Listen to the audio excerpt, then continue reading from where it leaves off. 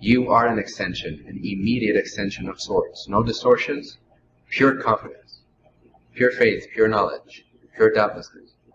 And can you see how simply imagining such a frequency of consciousness actually triggers it within you? You're actually becoming the state you're imagining. Whatever you focus your consciousness on, you become the frequency of. Now, if something would happen that would be perceived by your mind as negative in a circumstance,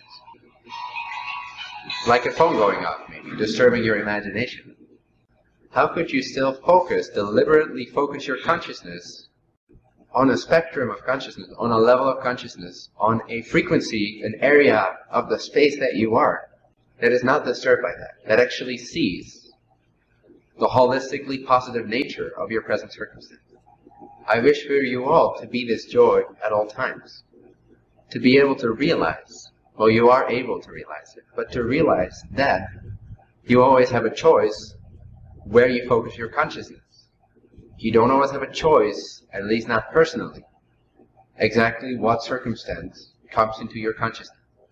That does not mean that you don't have a choice where you focus your consciousness on, in what state of being you focus your consciousness on.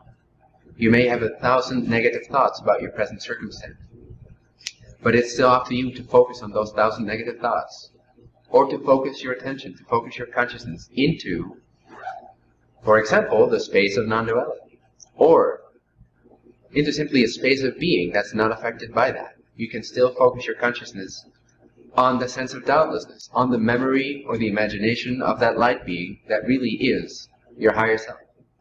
It is yourself. It's not an external being. You always have a choice, regardless of what comes up in your mental body, your emotional body, or to your physical body.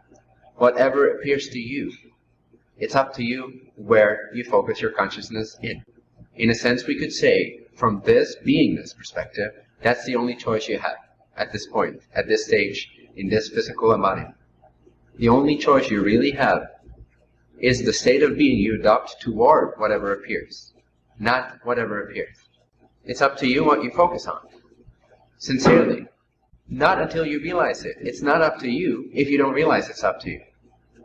But then it's still up to you, from a higher perspective, to not realize that it's up to you. You want that blindness, but now since you're all here, I assume you're ready to start to become more aware of the fact that it is up to you. It has always been up to you, unconsciously up to now. But from now onward, you'll bring more and more consciousness in the fact that you can focus your consciousness on anything you like. There's never a situation in which you cannot recognize something positive as a means to connect to your state of holistic positivity, or your high frequential state of being. No matter the circumstances, you can always find something positive. One that I like to use that seems to apply to pretty much every situation is to simply shift your consciousness to the level of molecules or atoms. Something can be going haywire all around you. People and children can be raped all around you.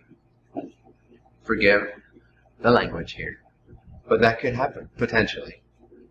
You could be in a war-torn area where you see people being decapitated, and the molecules have an entirely different experience. The atoms are still dancing. People are still learning about themselves for their higher good, and this physical life is just a temporary play. So decapitating somebody's head, if that's what's happening between two beings, you can also see from the perspective that they actually agreed to have that experience for the purpose of well-being. Not all is as it seems. In fact, everything is not as it seems. It all depends on your perspective. Now, what's the purpose? Not of sugarcoating, not of avoiding, but what's the purpose of seeing, of focusing your consciousness into the positive, the holistically positive in any circumstance? Is that it keeps you in a state of where you're able to be of most benefit to yourself and everybody else. Seeing it in a negative way will only reinforce the situation in that way through you. Responding with fear and horror and judgment is not going to help anybody. You're doing the very thing that you're witnessing.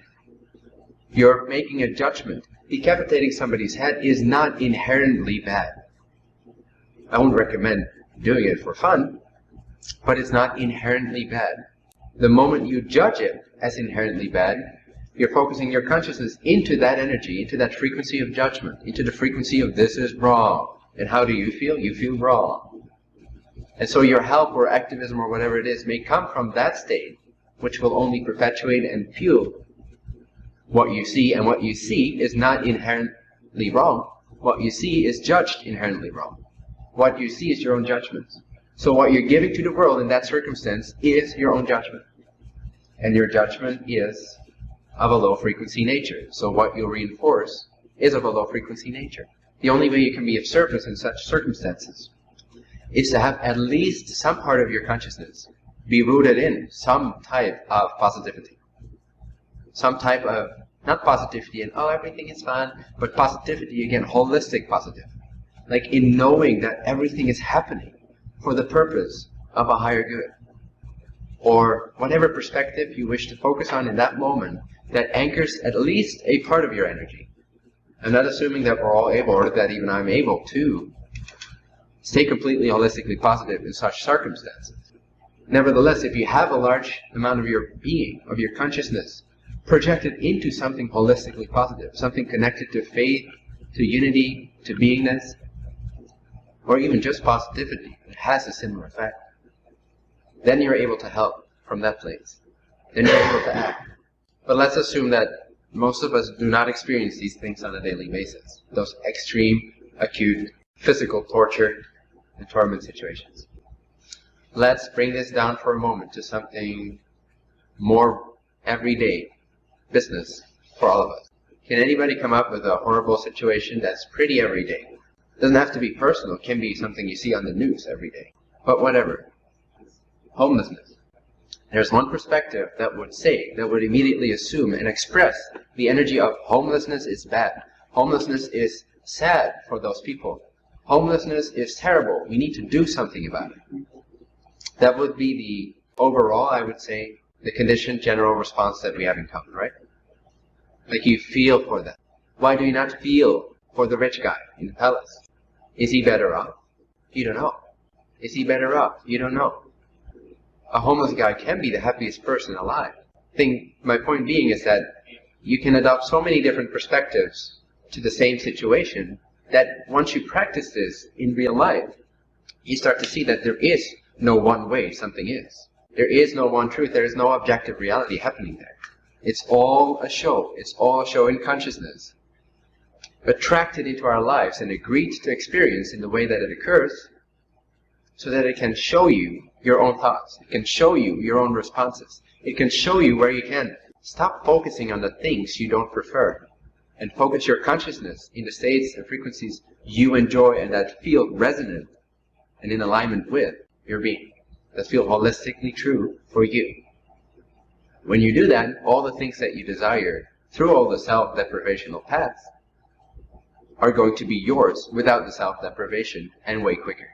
You're going to benefit yourself. You're going to be empowered, no longer be a victim of your circumstances, believing that there's a world outside of consciousness. You'll see that all is simply a choice, a particular scene of consciousness that you're choosing to experience. And it's all coming. The scenes are determined partly by whatever agreements you've made as a theme to explore in this physical embodiment, but also, to a large extent, the little things that keep showing up between those big sort of themes that you're exploring are determined by your state of being, by where you focus your consciousness in. So the themes that you have sort of agreed to explore for yourself for a particular purpose are there no matter what you do. How enjoyable that ride's going to be, how beneficial and how quick and how effective that's going to happen for you. If you do it so effectively, then you can complete a theme within this physical embodiment within a ridiculous amount of time. Sometimes what's set out for you to learn in a lifetime, you can learn in a split second, which allows your learning experience to also reflect that change. In a sense, the higher self then say, okay, well, you got some time left here. Let's induce some more themes for you to explore that are of a higher vibration, that are of a higher frequency. And so you learn more within the extent of one physical embodiment. And it doesn't have to be as long, it doesn't have to be as nasty, it doesn't have to be a struggle. Your state of being, your attitude, where you focus your consciousness on is entirely, at all times, up to you. It's even up to you to say and believe that it's not up to you, because it's all up to God. That's the attitude, that's the frequency you're focusing in. You can also choose to try a different one. If it doesn't work for you, if it works for you and it resonates and it brings you ecstasy, it brings you a sense of yes.